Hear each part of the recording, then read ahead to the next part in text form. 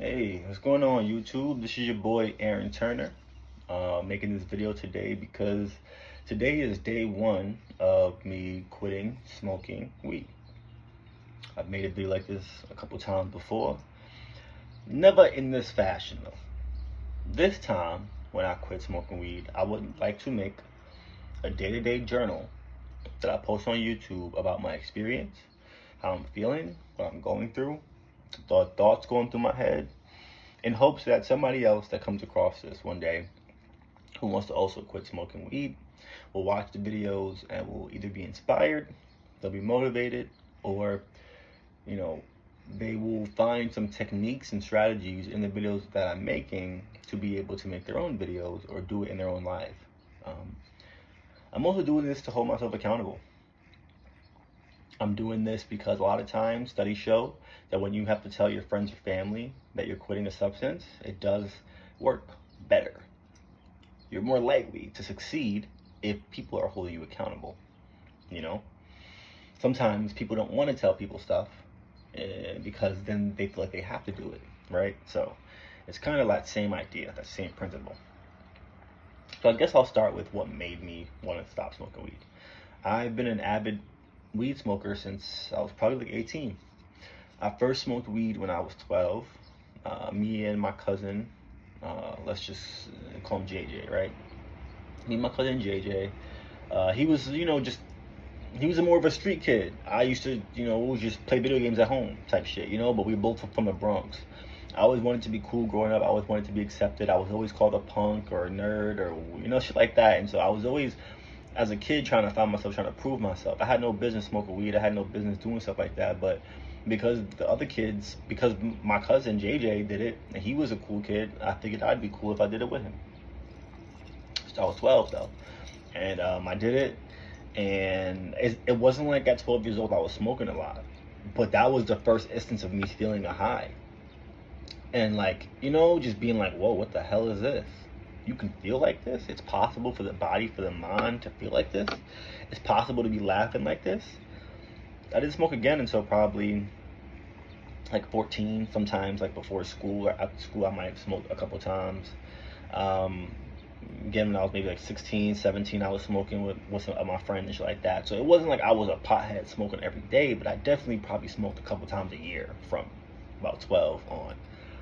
No one knew besides my friends. I wasn't like a big show off with the kind of stuff. I was kind of ashamed of it, honestly. I didn't want anybody to know.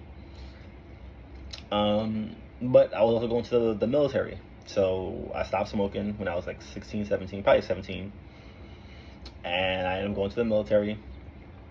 And it's funny enough, I actually might have smoked before I went into the military at my going away party.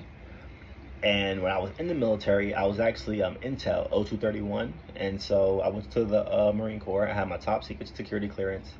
And they have to interrogate you in boot camp for you to get a top secret security clearance, right? And so the guys interrogating me, basically asking me if I smoked at all before, coming to boot camp, da da da. And when you sign up for the military, you obviously say no. You say that, oh, anytime that I smoked, it was just experimental. It wasn't like a serious habit, right? But for some reason, he kind of was just pulling on my heartstrings. He was playing good cop, which I didn't expect. I think I expected bad cop, and I broke down. I told him, I said, hey, I think I smoked at my going away party. When I told him that, he was like, unfortunately, you cannot be a part of the top secret program for Intel, so we're going to send you back out there. You get to pick a new job. Shattered me. Ruined my whole, shattered me, bro. That shattered me, because it's like, I didn't even have to smoke. You feel me? Like, now I'm in this shit. I literally had to, sit there and, wait until everybody else got interrogated, and then I asked to speak to him afterwards. And I went in there and I lied. I bald-faced lied. I said, listen, I feel like you coaxed me, and I feel like you coerced me into saying that I smoked. I feel like me talking about my mom dying and my mom passing away kind of it fucked with my head and my heartstrings, and I just said what I thought that you wanted me to say. And he looked me dead in my face and was like, so you're telling me that when you said that you smoked earlier, that you was lying? And I looked him dead in the face and I said, yes. He said, congratulations, you've passed the interrogation. You can go out there. You could become a Marine. saved myself. But the lesson being some weed. Didn't really know it was the weed back then. I thought it was my own skill getting me out of the situation, but I wasn't looking at the problem in the first place. You know what I'm saying? Well, what was the problem in the first place? The problem in the first place was that I allowed weed back into my life when I had quit. And not smoking weed is what got me into the military, is what got me out of the South Bronx, is what elevated my life in a certain way. But I wasn't thinking about that. I was a young kid, 17, 18. As you guys probably heard earlier in the story, my mom was killed when I was in boot camp in the Marine Corps. She was killed with a pair of scissors like this. My mom was, growing up, she was into drugs. She did drugs, hard drugs. She smoked weed. She drank like a sailor. She probably sold drugs too, honestly. And, when she ended up getting killed, it was horrific. I was in the military. I was in boot camp at the time. I was, her only son. So a lot of times growing up, I was there to protect her. When she was going through shit, she would bring people in the house all the time. People I didn't know, adults, grown people. And they would argue. I could hear them from my room, and me and her room were on the complete opposite side of the house. But I could always hear her arguing. I could always hear her yelling at people, yelling at men especially. And in my head, I'm like, you can't do that because men don't like that shit, and men will hurt you. Especially as a woman,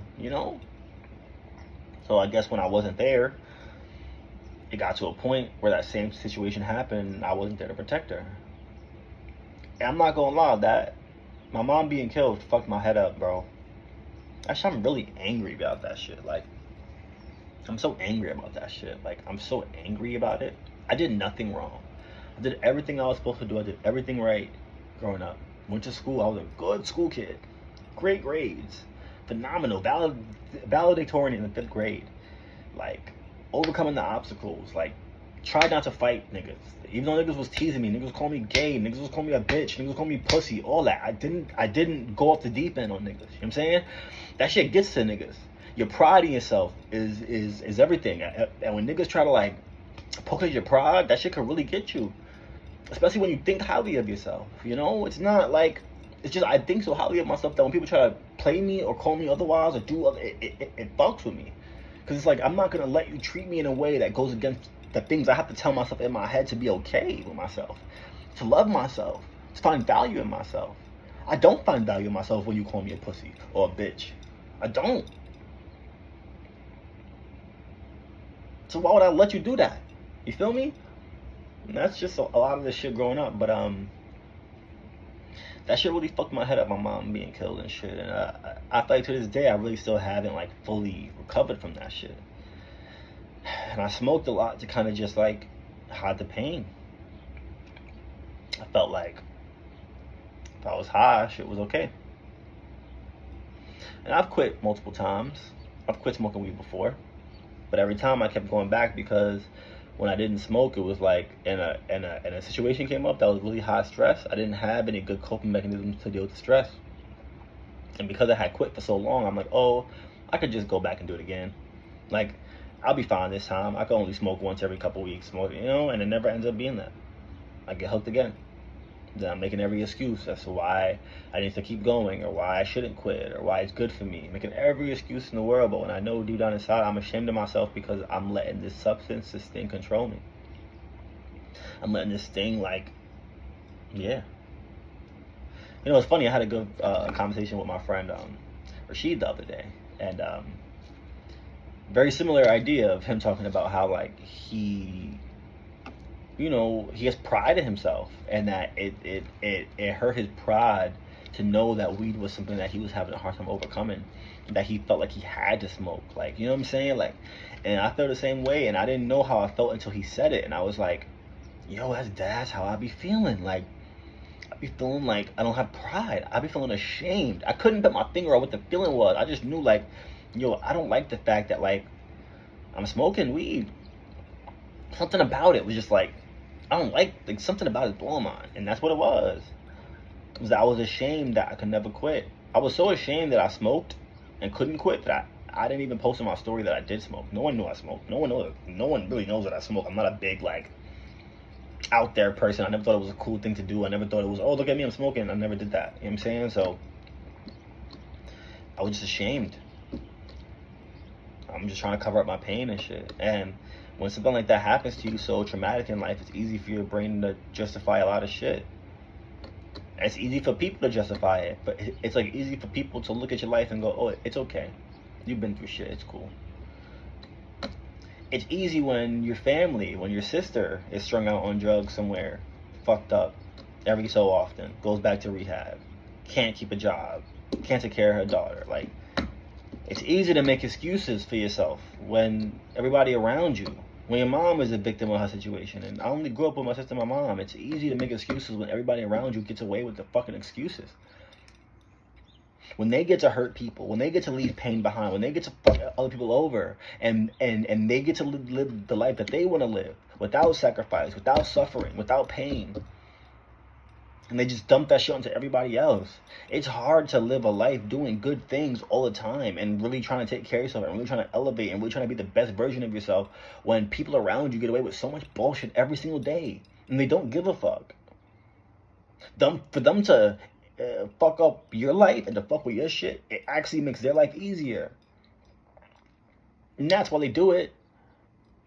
So it's hard sometimes. You know what I'm saying? To live that straight life, to like always do the right things, to know who you really are in this world, to know what you're really destined to do, and to like admonish and get rid of the things that don't serve you and don't pour into that, and to start embracing and accepting the things that do.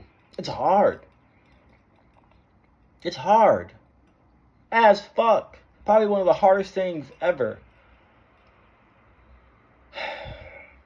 But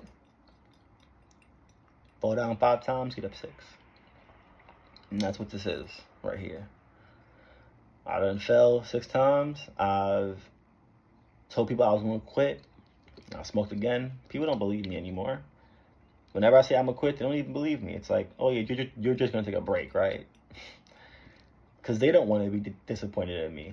And rather than be disappointed in me, they'd rather just lower the bar. And that's sad. Because you don't need to lower the bar for me. I will rise to any and every occasion that I need to. And this is just one of those situations in which I proved that. So this is going to be day 1. I smoked last night, all right? Woke up, I threw out all my shit last night after I smoked.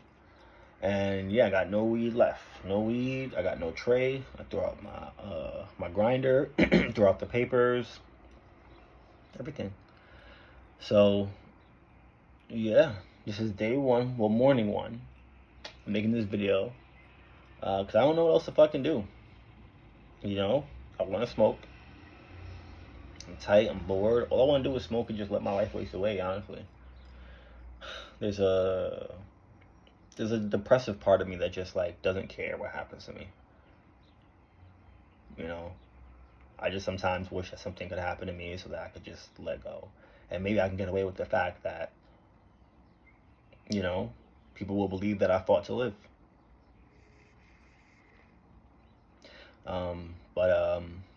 Yeah. I love you guys. I care about you guys a lot. I do. Anybody who's watching this video, anybody who listens, I care about you a lot. Because to listen to me, to hear what I have to say, I know you've lived a certain kind of life too. And because of that, we are at a very similar vibrational frequency. We're at a very similar vibrational level. And I love you for that. Thank you for resonating with me. Thank you for understanding me. Thank you for allowing me into your life. Thank you for hearing me. I appreciate you. For anybody watching this video that's new, you can comment, you can subscribe down below. I'll be making a video every day for probably the next 30 days. Could be longer. But this is day 1 of me quitting smoking weed. I'll let you guys know how I feel. I'll document my process, things I'm going through, you know, all that. And I'll post it on YouTube. And hopefully it helps somebody else. Never know. Alright guys. Love you guys. You guys have a great day.